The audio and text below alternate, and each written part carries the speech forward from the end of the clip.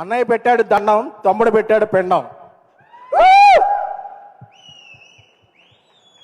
నమస్కారానికి ప్రతి నమస్కారం అనేది సంస్కారం.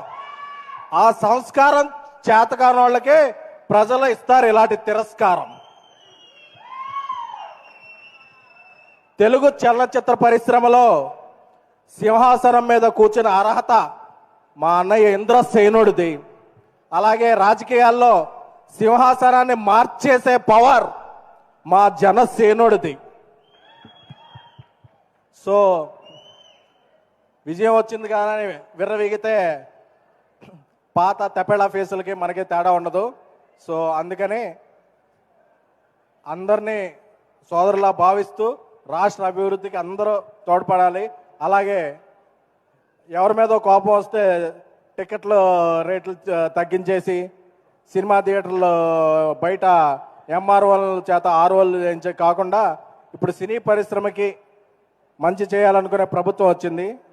సో ఇలాంటి ప్రభుత్వం సుస్థిరంగా ఉండాలని, తెలుగు చలన పరిశ్రమకి ఎంతో మేలు చేకూరాలని కోరుకుంటున్నాము. అలాగే విజయం వచ్చిన తర్వాత అందరూ విజయం తరపున మేమున్నాం అని అవుతారు.